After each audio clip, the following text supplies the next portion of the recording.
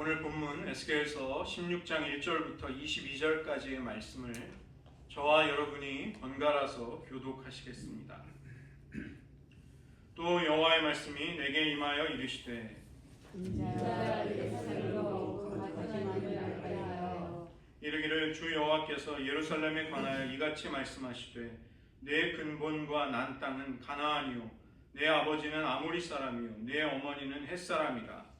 내가 가난 것을 말하는데 내가 나에게 내 족속들을 자르지 아니하였고 너를 돌려서서 정결하게 하지 아니하였고 내게 소금을 뿌리지 아니하였고 너를 강포로 싸주마 아니하였나니 아무도 너를 돌보아 이 중에 한 가지라도 내게 행하여 너를 불쌍히 여긴 자가 없었으므로 내가 나던 날에 내 몸이 천하게 여겨져 내가 들에 버려졌느니라. 내가 내게 조심하게 내가 지신을 가리어 발짓하는 것을 보고 내게 이르기를 너는 스승이라도 살아있으라 다시 이르기를 너는 스승이라도 살아있으라 하고 내가 너를 들의 풀같이 많게 하였더니 내가 크게 자라고 심히 아름다우며 유방이 뚜렷하고 내 머리털이 자랐으나 내가 여전히 벌거벗은 알몸이더라. 내가 내게 조심하며 보니 내가 사랑을 받을 만하더라. 내 얼굴로 너를 덮고 벌거벗은 것을 가리고 내게 맹세하고 약하여 너를 내게 속하게 하였느니라. 나 주 여호와의 말이니라. 내가 물로 내 피를 씻어 없애고 내게 기름을 바르고 수로 옷을 입고 물길이 가득히 주시고 가는 데도 입고 옷으로 덮으시고 폐물을 채우고 팔걸이를 손목에 끼우고 목걸이를 목에 걸고 코걸이를 코에 걸고 귀걸이를 귀에 걸고 화려한 왕관을 머리에 씌웠나니 이와 같이 내가 금 은으로 장식하고 가는 배와 모시와 수놓은 것을 입으며 또 고운 밀가루와 꿀과 기름을 먹음으로 극히 곱고 형통하여 왕후의 지위에 올랐느니라. 내 화려하며 말미암아 내 명성이 많이 중에 퍼졌음을 내가 내게 입힌 영화로 내 화려함을 보이느니라. 나 주 여호와의 말이니라. 그러나 내가 내 화려함을 믿고 내 명성을 가지고 행음하되 지나가는 모든 자와 더불어 음란을 많이 행함으로 내 몸이 그들의 것이 되도다. 내가 내 의복을 가지고 너를 가려 각색으로 산장을 꾸미고 거기에서 행하였나니 이런 일이 전무후무하니라. 내가 또 내가 준 금 은 장식품으로 너를 위하여 남자 우상을 만들어 행음하며 또 내 수놓은 옷을 그 우상에게 입히고 나의 기와 향을 그 앞에 베풀며 또 내가 네게 주어 먹게 한 내 음식물 곧 고운 밀가루와 기름과 꿀을 내가 그 앞에 베풀어 향기를 삼았나니 과연 그렇게 하였느니라. 주 여호와의 말씀이니라. 또 내가 나를 위하여 나의 자녀를 그들에게 두고 가서 제물로 삼아 불살랐느라. 내가 내 행위를 작은 일로 여겨서 나의 자녀들을 죽여 우상에게 넘겨 불 가운데로 지나가게 하였느냐.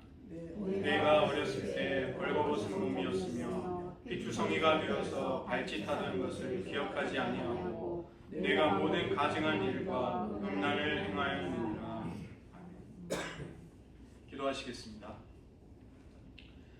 하나님 아버지, 이스라엘을 그 비참하고 연약한 역사의 초기부터 친히 선택하시고 언약 백성을 삼아 영화롭게 하셨건만 그들이 하나님 앞에 영적인 음행과 배신으로 되갚을 때 그들을 심판하시되 버리지 아니하시고 영원한 새 언약을 세우시는 풍성한 사랑의 하나님, 저희들 마찬가지로 범죄와 연약함 속에 하나님께 등을 질지라도 다시금 저희들을 그 무너진 자리에서 회복시키시는 놀라운 은총의 하나님, 크신 사랑의 하나님을 날마다 만나게 하여 주시옵소서. 모든 말씀 예수님의 이름으로 기도드립니다. 아멘.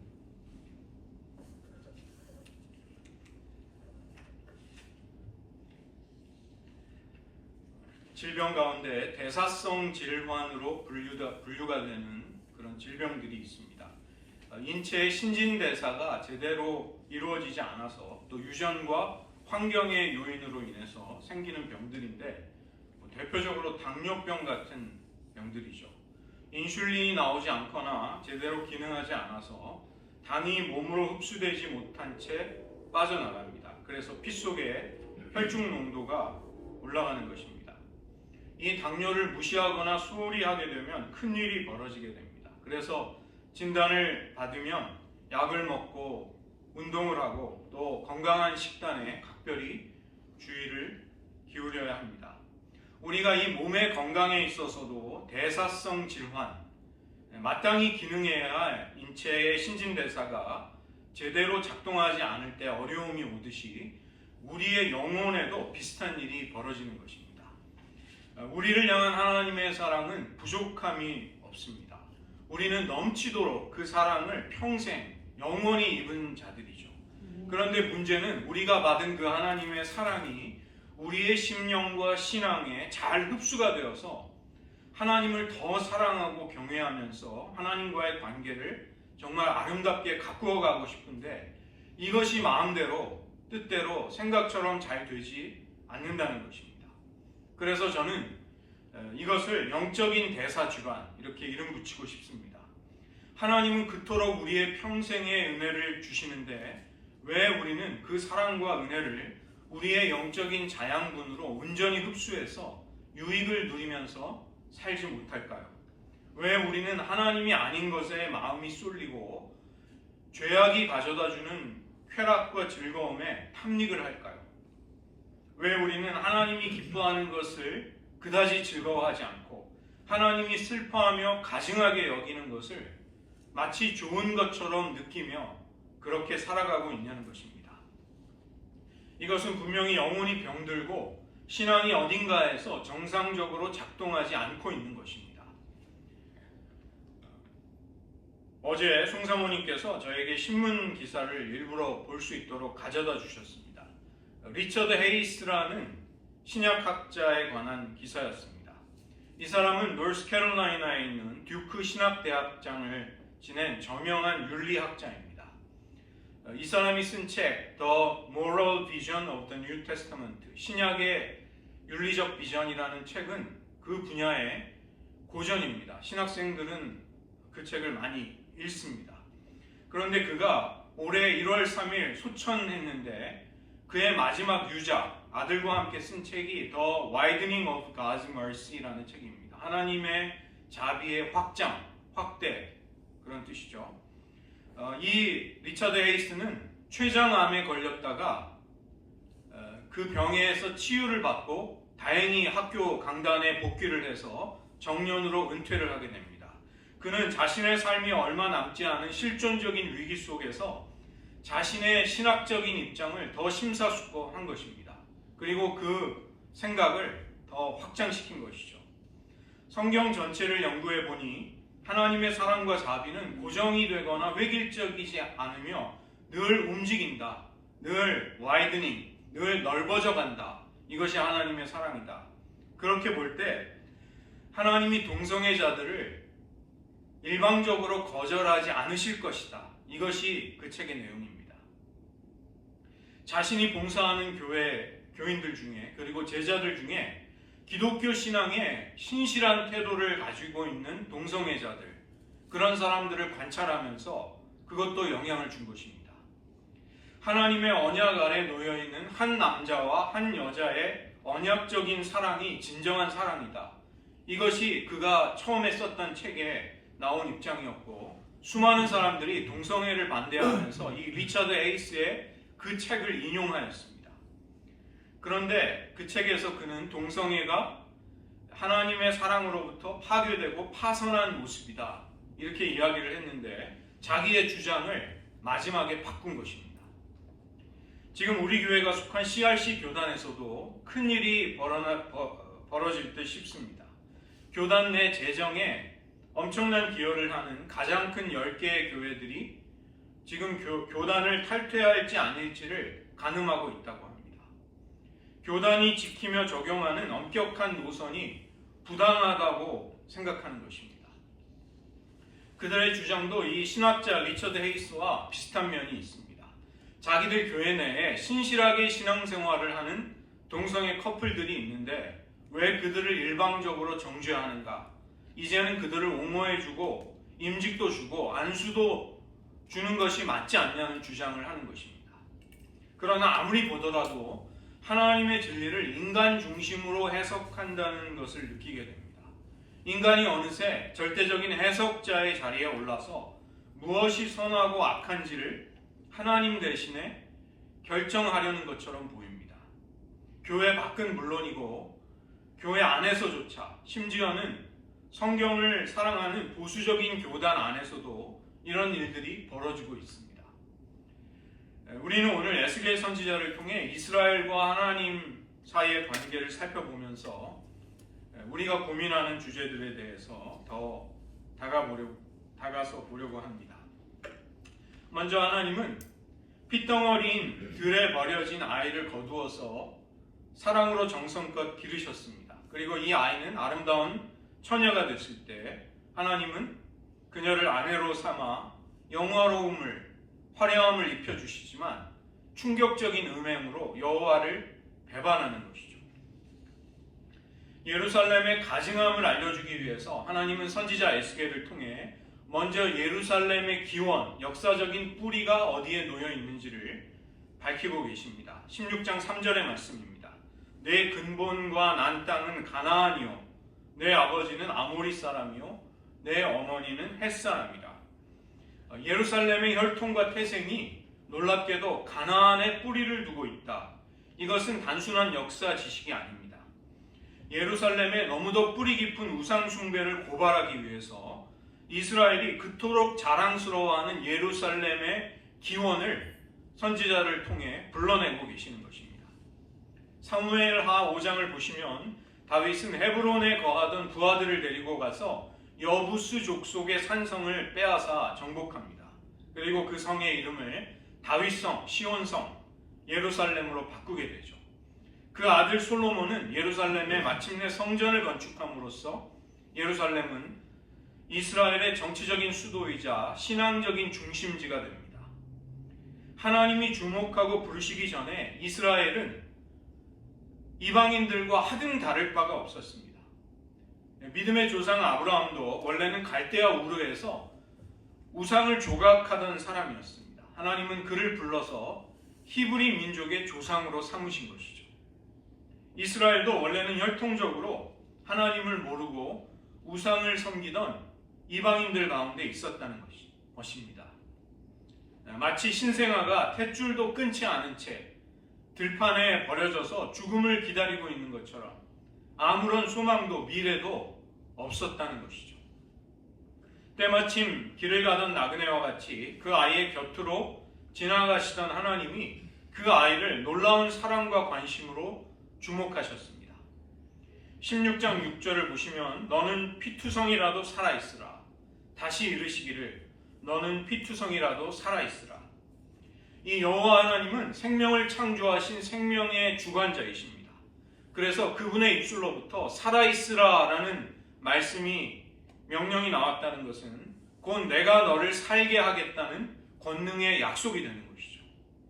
아무리 족속 아버지와 헷 족속 어머니에게서 버림받아 들판에서 죽을 수밖에 없었던 이 아이, 그 아이를 하나님은 관심과 사랑으로 그녀의 삶에 개입하신 것이죠. 하나님은 이 아이를 축복하셔서 들의 풀처럼 기르셨습니다. 이 아이는 젖가슴도 또렷해지고 머리털도 자란 아름다운 처녀로 성장하게 됩니다. 16장 8절에서 하나님은 이 아이에게 말씀하십니다.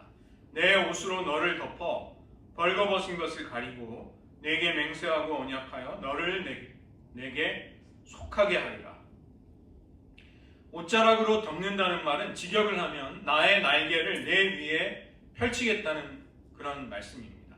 오늘 우리가 불렀던 찬송의 주제들이죠. 신명기 32장 11절에서는 여호와께서 날개로 덮으신다고 할 때 이것이 보호를 의미합니다. 그러나 룻기 3장 9절을 보면 고대 근동에서 자주 쓰이는 결혼의 비유와 상징이라는 것을 알 수 있습니다. 룻은 시어머니 나오미의 지시를 받고 기업 무르기를 할 수 있는 친족 보아스의 밭에 가서 이삭 줍기를 하게 됩니다. 그리고 타작 마당에서 자던 보아스의 발치에 가서 눕게 되는 것이죠. 밤중에 잠에서 깨어 놀란 보아스에게 룻은 대담한 고백을 하는 것입니다. 당신의 옷자락을 펴서 여종을 덮으소서. 이는 당신이 기업을 물을 자가 됨이니이다. 옷자락으로 나를 덮어달라. 이것은 결혼해달라는 것입니다. 그 당시의 문화적인 관례 속에서 아주 대담하게 여성이 청혼을 하는 그런 고백을 한 것이죠. 결혼을 통해 엘리멜렉 가문에 기업 물으는 일을 해달라. 잃어버린 기업을 되찾아달라는 요청을 한 것이죠. 가나안 출신으로 자격도 없고 들판에서 성장해서 신부의 자질도 부족했던 예루살렘. 이 예루살렘이 여호와의 아내가 될 수 있었던 것은 오직 하나님의 선택과 사랑 때문이었습니다. 신명기 7장 7절에서 여호와께서 너희를 기뻐하시고 너희를 택하심은 너희가 다른 민족보다 수요가 많기 때문이 아니니라. 너희는 오히려 모든 민족 중에서 가장 적으니라. 이스라엘의 장점 때문에 하나님이 그들을 선택하신 것이 아니라는 것입니다. 이스라엘은 하나님의 언약 백성, 그분의 영적인 아내가 될 수 있었는데 이것은 전적인 하나님의 긍휼과 사랑 때문이었습니다. 그들이 절대로 잊어서는 안 되는 신앙의 출발점이 바로 이 사실에 놓여 있는 것이죠. 이것은 우리들에게도 마찬가지라는 것입니다. 우리가 구원의 자녀로 선택을 받은 것은 우리 안에서 그 이유와 근거를 찾을 수가 없습니다. 하나님 스스로 그분 안에서 우러나신 사랑을 가지고 은혜로운 목적으로 우리를 대하셨기 때문이죠. 하나님은 벌거벗었던 이스라엘을 영광과 화려함으로 옷 입혀주십니다. 열방 가운데 영광스러운 신부로 삼으시고 하나님의 명성을 드높이는 제사장 나라로 그들을 세워주신 것입니다. 이것은 자격이 없는 자에게 베푸신 과분한 은혜인 것이죠. 우리의 신앙이 바로 그런 것입니다. 처음부터 끝까지 우리는 오직 은혜로 하나님의 사랑을 입게 되었습니다. 우리에게 구원이 허락된 것은 처음부터 끝까지 바로 이와 똑같은 과정으로 우리가 구원을 받은 것입니다. 두 번째로 여호와와 예루살렘의 결혼 생활은 오래지 않아 파국에 이르게 됩니다. 예루살렘은 종교적인 간음과 정치적인 간음을 저지르는데 창녀들보다 그 정도가 훨씬 심했습니다. 화려함과 명성에 도취된 예루살렘은 충격적으로 여호와를 배신해버립니다. 정말로 고통스러운 역설이 16장 14절에 나옵니다. 여호와께서 예루살렘에게 주신 축복, 이것이 예루살렘이 주변의 애인들, 정부들에게로 딴 눈을 팔게 되는 그런 배경이 되는 것이죠. 내가 너에게 입혀준 영화, 화려함, 부귀와 존귀함과 아름다움, 그것을 가지고 범죄했다고 말씀하시는 것입니다. 예루살렘은 하나님이 주신 축복과 은혜를 자신의 음행의 수단으로 삼은 것이죠. 16장 16절에서 하나님이 주신 의복으로 산당을 꾸미고 17절에서 하나님이 주신 금과 은과 장식품으로 남자 우상을 만듭니다. 18절에서는 하나님이 주신 기름과 향을 우상에게 베풀어 놓고 19절에서는 하나님이 주신 음식물을 우상에게 화제, 향기가 되도록 바치고 있는 것이죠. 호세아를 배반하는 음행한 아내 고멜, 이 고멜도 똑같은 일을 하는 것을 볼 수 있습니다. 호세아 1장 8절, 곡식과 새 포도주와 기름은 내가 그에게 준 것이요 그들이 바알을 위하여 쓴 은과 금도 내가 그에게 더하여 준 것이거늘 그가 알지 못하도다.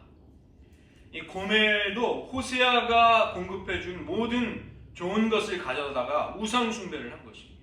우상에게 갖다 바쳤던 것이죠. 이스라엘이 바로 이 똑같은 일을 한 것입니다. 가나안 종교의 제사와 우상 숭배에 참여하는 예루살렘의 모습은 물불을 가리지 않고 음행에 빠진 타락한 아내의 모습으로 생생하게 고발이 되고 있습니다. 제가 말씀을 준비하면서 본 주석사에는 색정광이다, 섹스매니아다, 마치 예루살렘의 모습이 색정광으로 그렇게 행동하고 있다, 이렇게 쓰고 있습니다. 심지어 20절을 보시면 내가 나를 위하여 낳은 내 자녀까지도 몰록에게 바쳐서 불 가운데로 지나가게 했다. 하나님이 탄식하시죠. 아기를 우상에게 제물로 바치는 끔찍한 인신공양의 제사를 그것까지 드린 것입니다. 예루살렘의 남서쪽을 두르고 있는 흰놈의 아들들의 골짜기에 도벳을 설치해서 거기에서 자기의 아들들과 딸들을 불살라 제물로 바치기까지 하였습니다. 그리고 이런 악행은 결국은 북이스라엘과 남유다가 멸망을 당하는 원인이 되는 것입니다. 15절부터 22절까지가 종교적인 음란함이라면 23절부터 34절은 정치적인 영역에서 이루어졌던 음행이었습니다. 이스라엘은 음행을 저지르는 간음하는 아내와 같이 오직 의지하고 사랑과 충절을 바쳐야 할 여호와 하나님 대신에 애굽과 아수르와 바벨론 같은 강대국들에게 조공을 바치면서 그들을 의지하고 있습니다. 국가의 재산과 나라의 보물을 탕진하면서 음행을 저지르는 것입니다. 이스라엘이 얼마나 추하고 더럽게 놀았던지 선지자는 그들이 직업적인 창녀보다도 정도가 더 심하다 이렇게 고발하고 있습니다. 창녀는 매춘을 하면 몸을 판 대가를 상대 남자들에게서 받습니다. 그러나 이스라엘은 돈을 갖다 주면서 돈을 바치면서 하나님 대신 눈에 보이는 강대국들에게 음행을 하며 보호와 안전을 구걸했던 것이죠. 에스겔 선지자는 예루살렘의 이러한 음행이 어떻게 가능했는지를 22절에서 말씀합니다. 내가 어렸을 때에 벌거벗은 몸이었으며 피투성이가 되어서 발짓하던 것을 기억하지 아니하고 내가 모든 가증한 일과 음란을 행하였느니라. 은혜를 잊어버렸기 때문에 이런 일이 이루어졌다는 것입니다. 자신이 모든 것을 어떻게 누리게 되었고 어떻게 영광스러운 열방의 왕후의 자리에까지 올라갔는지를 이스라엘은 망각해버린 것입니다. 이렇게 되자 이스라엘은 하나님이 주신 모든 은혜와 축복을, 국가적인 자원을 우상 숭배와 불의를 위해 사용하기 시작합니다. 그들은 하나님이 주신 모든 것, 심지어 자녀까지 자기의 만족을 위해 허비하고 탕진하고 남용하고 있습니다. 우리가 왜 하나님의 은혜를 받고도 배반할까요? 우리도 예루살렘처럼 은혜 받았음을 잊어버리기 때문입니다. 그 생생한 기억과 감동을 유지하지 못하고 핏덩어리가 되어서 벌거벗은 채로 버려졌던 우리를 살려주시고 키워주시고 아내로 삼아주시며 영화롭게 해주신 하나님이심을 까맣게 잊어버릴 때 우리는 하나님을 저버리게 됩니다. 그래서 우리의 타락과 범죄는 영적인 망각으로부터 오는 것입니다. 은혜의 기억 상실이 우리가 하나님을 배반하는 이유가 되는 것이죠. 이 사실을 바꾸어 말한다면 은혜의 회복과 겸손한 심령으로 어떻게 우리가 회개하며 살아갈 수 있을까? 이것은 우리에게 주신 바 은혜를 잊어버리지 않고 지속적으로 기억하는데 그 기억을 유지하는 데 달려있는 것입니다. 세 번째로 하나님은 대적들 앞에서 예루살렘의 알몸을 드러내시고 하나님의 분노가 풀리기까지 이스라엘을 징벌하십니다. 16장 36절에서 예루살렘은 스스로 벗은 몸을 드러내고 있습니다. 이것은 그들이 음행을 저지를 때의 모습인 것이죠. 그러나 37절에서 하나님은 예루살렘을 대적들 앞에서 벗은 몸으로 드러내어 심판하시는 것이죠. 그래서 이스라엘이 여기서 벗은 몸이 된다는 것은 그들을 심판하시는 것입니다. 39절에 내 의복을 벗기고 내 장식품을 빼앗고 내 몸을 발가벗겨 버려두겠다. 하나님은 그렇게 말씀하십니다. 그렇게 하시는 목적은 41절에서 내가 너에게 곧 음행을 그치게 하려는 것이다. 42절에서 내게 대한 내 분노가 그치고 내 질투가 내게서 떠나며 마음이 평안하여 다시는 노하지 않기 위함이다.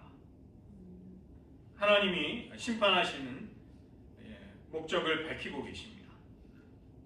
7절과 8절에서 벗은 몸을 가려서 아내로 삼아주셨던 하나님은 은혜를 베푸셨지만 그 사랑이 배반으로 배신으로 돌아오게 되자 하나님은 예루살렘을 다시 벌거벗은 몸으로 돌아가게 하시는 것입니다. 심판은 이처럼 회개를 위한 회초리가 되는 것이죠. 하나님이 거두어 주시고 보살펴 주셨던 어린 시절, 즉 역사의 초창기를 기억하도록 하는 수단이 되는 것이죠. 하나님은 이제 이스라엘의 음란과 가증한 길을 멈추도록 역사하십니다. 그렇게 단호한 의지를 가지고 심판을 하시는 것입니다. 호세아 2장 6절도 보시면 음녀 고멜이 그 따르는 자들, 남편이 아닌 사랑하는 자들에게로 가려고 할 때 하나님은 가시로 그 길을 막아버리시고 담을 쌓아서 고멜이 음행하던 자들에게로 가는 길을 찾지 못하도록 하십니다. 음행하며 악을 저지르고 하나님의 사랑을 배신하는 자들을 하나님이 심판하신다는 것은 그들의 그 악한 의도를 좌절시킴으로써 계속된 악에 빠지지 못하게 하시는 하나님의 역사하시는 것이죠. 음행할 자들을 유혹하던 누각을 헐어버리고 대를 부수고 집을 불태우고 옷을 벗기시고 장식품을 빼앗아 버리심으로써 예루살렘은 열방 가운데 아무런 매력이 볼품이 없는 존재로 만드시는 것입니다. 우리가 하나님보다 더 사랑하며 의지하던 것들을 우리는 때로 잃어버리게 될 때가 있습니다. 우리는 그 순간에는 아프다 할지라도 찬양과 감사를 드려야 하겠습니다. 그것은 우리가 우상과 결별할 수 있는, 우리가 애착하던 것들을 단절할 수 있는 계기가 되는 것입니다. 에스겔서 16장 오늘 49절 말씀을 보시면 소돔은 동성애로 멸망당했다고 알고 있지만 그 죄악만이 아니었습니다. 교만함과 음식의 풍족함과 태평함이 있었고 가난하고 궁핍한 자들을 도와주지 않는 무자비하고 냉혹함이 그 도시에 있었다는 것입니다. 너무나도 가난한 자들에게 잔인했던 도시였기에 하나님은 소돔을 유황불로 멸망시켜버릴 정도로 그들은 가난한 자들에게 무자비하였습니다. 그러나 예루살렘이 이 멸망을 당한 두 성읍 사마리아와 소돔의 곁에 견주고 비교를 하게 될 때 오히려 두 성읍이 의로워 보일 정도로 예루살렘은 하나님 보시기에 너무나 부패하였습니다. 예루살렘의 심판은 하나님의 계획의 끝이 아니었습니다. 하나님은 포기하지 않으시는 사랑을 가지고 예루살렘을 회복시켜 주시겠다고 말씀하십니다.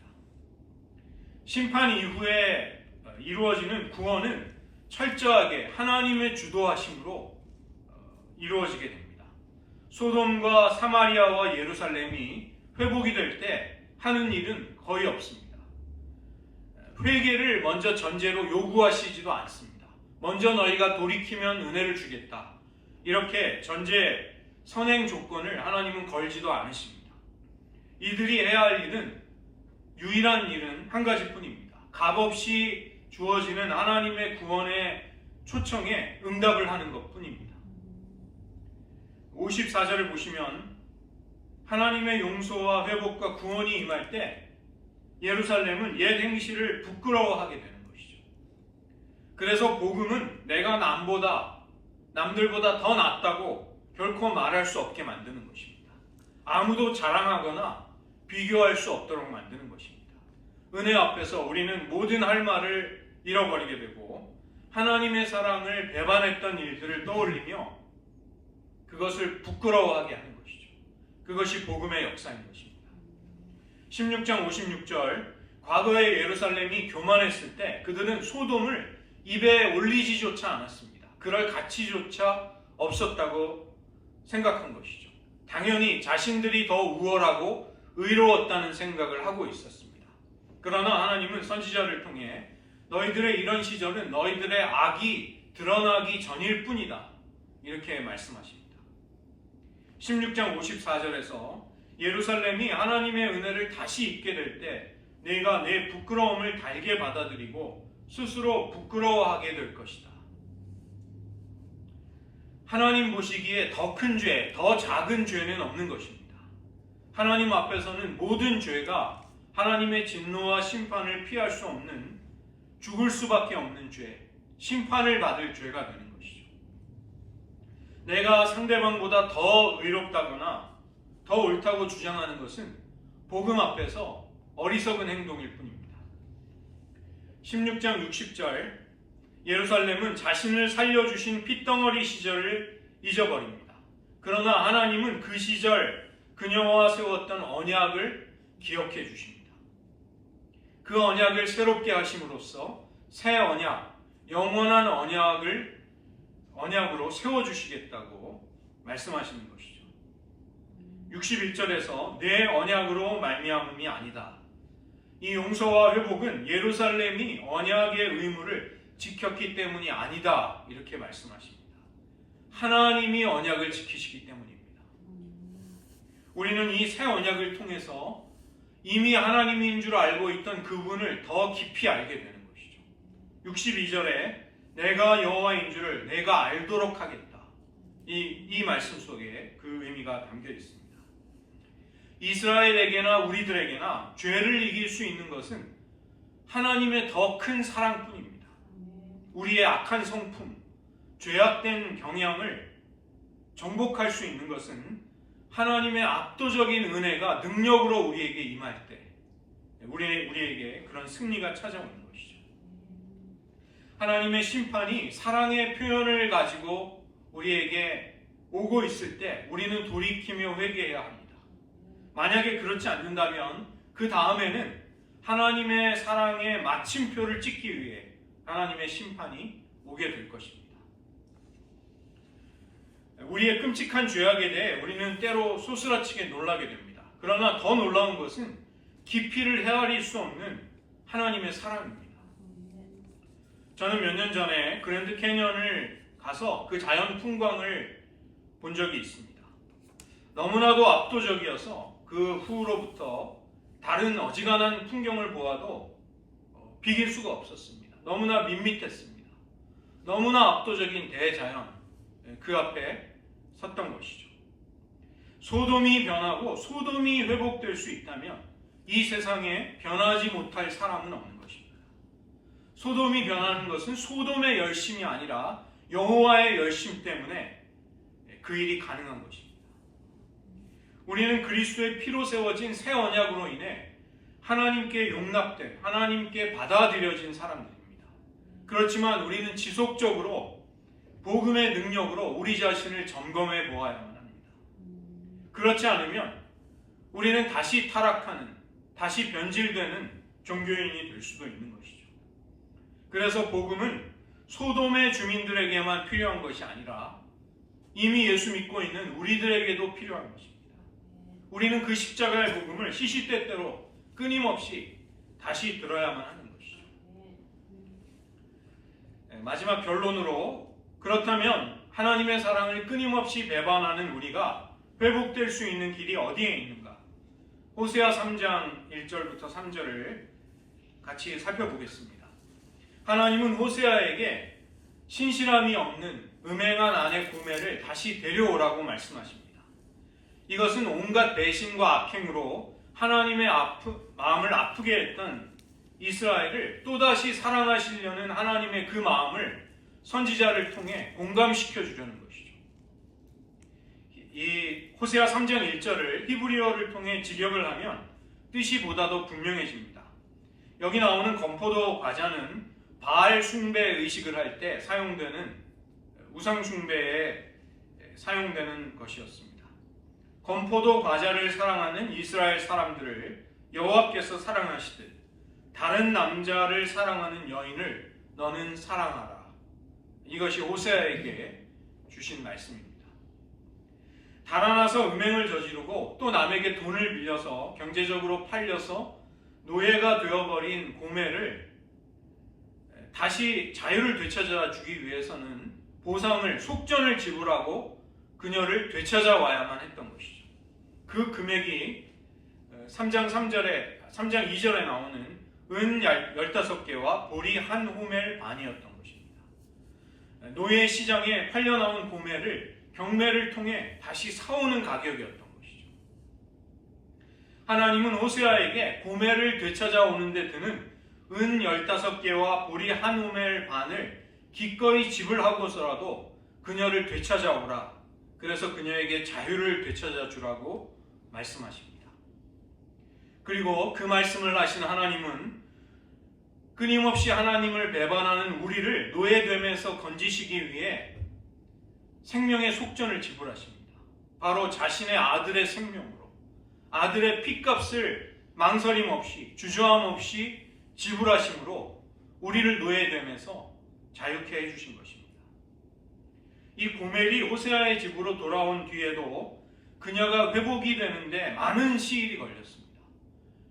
몸은 지금 호세아의 품에 안겨 있지만 이 고멜의 기억 속에는 음행을 저지르고 우상 숭배를 하던 그 옛 기억의 잔재들이 끊임없이 그녀를 괴롭혔던 것이죠.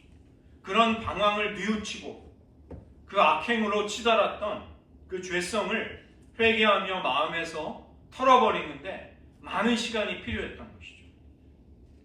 그 때문에 고멜에게 3장 3절에서 말하는 것입니다. 너는 많은 날 동안 나와 함께 지내고 음행하지 말며 다른 남자를 따르지 말라. 나도 내게 그리하리라. 우리도 마찬가지라는 것입니다. 하나님의 사랑의 품을 떠나지 말고 많은 시간을 하나님 앞에 머물러야 합니다. 우리가 하나님의 사랑과 은혜를 시시때때로 주저함 없이 배반할 수밖에 없는 자들임을 우리는 자각할 필요가 있습니다. 그리고 그런 악행을 저질렀던 우리들을 부끄러워하는 마음이 생길 때까지 충분히 많은 시간 동안 하나님의 임재를 구해야 한다는 것입니다. 나도 너와만 단둘이서 보내는 많은 시간을 함께 하기를 원한단다. 내가 나와 보내는 그 시간, 내가 나의 임재 앞에 머무는 그 시간을 나는 함께 하고 싶다. 이런 하나님, 이런 사랑으로 우리를 기다려주시고 참아주시고 우리를 기쁘게 맞이해주시는 그 하나님께 나아가시는 은혜가 있으시기를 주님의 이름으로 축원드립니다. 말씀을 의지하며 저희들 기도하는 시간 잠시 가지겠습니다. 핏덩어리가 되어 들판에 버려졌던 아이 예루살렘을 하나님은 그냥 지나치지 않으셨습니다. 그 피투성이를 주목하시면서 너는 피투성이라도 살아있으라. 너는 피투성이라도 살아있으라. 하나님은 거듭 말씀하셨습니다. 생명의 하나님은 이처럼 우리에게 생명을 주셨습니다. 우리를 기르고 성장시켜 아름다운 신부로 삼아 언약 가운데 그분의 아내로 삼아 주신 것입니다. 그러나 우리는 여전히 얼마나 많은 우상을 우리들의 심령 속에 품고 있습니까? 여호와 하나님의 인애와 사랑을 우리는 얼마나 쉽게 저버리며 악행으로 되갚으며 살고 있냐는 것입니다. 어렸을 때 벌거벗은 몸이었으며 피투성이가 되어 발짓을 하던 그 시절, 우리의 그 어린 시절을 우리는 얼마나 쉽게 잊어버렸습니까? 하나님의 은혜를 기억하지 못했던 그 죄악을 이 시간 회개하기 원합니다. 우리는 언약을 깨트리고 잊어버릴지라도 나는 너와 세운 언약을 기억하며 새 언약을 세우겠다. 그 언약이 영원한 언약이 되도록 하겠다. 내가 내게 새 언약을 세워 내가 여호와인 줄을 내게 알게 하겠다. 우리의 패역함, 연약한 배은망덕함을 용서하시고 회복과 더 깊은 사랑으로 이끌기 원하시는 하나님은 우리가 그분 앞에 많이 머무르기를 원하십니다. 더 자주 나아가기를 원하십니다. 너는 나와 함께 오래 있으라. 너는 나를 떠나지 말고 나와 함께 많은 날 동안 나와 함께 지내자. 이렇게 우리를 부르시는 여호와 하나님 앞에 주님, 제가 힘써 나아가겠습니다. 고백드리며 그런 은혜로 살아가는 긍휼을 하나님께 이 시간 기도하며 구하겠습니다. 하나님 아버지, 피투성이가 되어 들판에 버려진 그 어린 예루살렘, 하나님은 사랑으로 거두어 아름답게 성장시켜 아내로 삼아 영광스럽게 해주셨습니다. 그러나 이스라엘은 놀랍게도 충격적으로 음행을 저지르며 하나님을 배반하였습니다. 하나님, 그러나 놀랍게도 하나님은 그들을 다시 회복시키며 새 언약으로 그들을 구속하시겠다는 약속을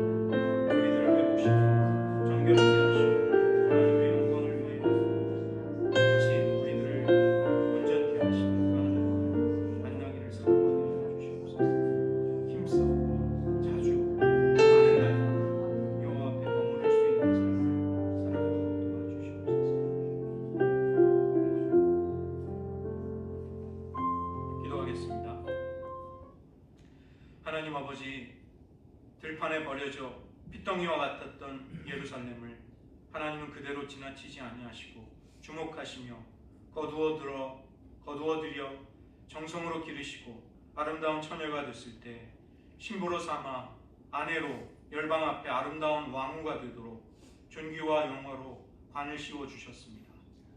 그러나 그런 사랑과 은혜를 입은 예루살렘은 충격적으로 철저히 하나님을 배신하며 수많은 음행으로 하나님의 마음을 고통스럽고 아프게 하였습니다.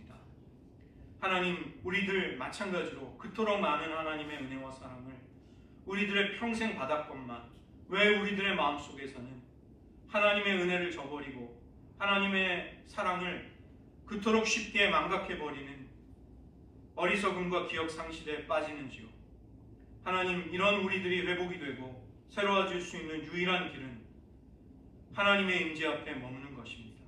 많은 날 동안 자주 힘써서 하나님의 사랑, 그 날개의 그늘 아래 거하기를 애쓰는 것뿐임을 고백드립니다. 하나님, 은혜와 사랑을 베푸셔서 이토록 연약하고 죄악되고 또 하나님의 은혜와 사랑을 쉽게 잊어버리는 우리들을 버리지 마시고 그리스도의 피로 세운 새 언약을 기억하셔서 우리들을 회복시켜 주시고 우리들의 심령이 더 하나님의 사랑에 가까이 이끌려 하나님의 임재와 하나님의 진리 가운데 머무를 수 있도록 도와주시옵소서.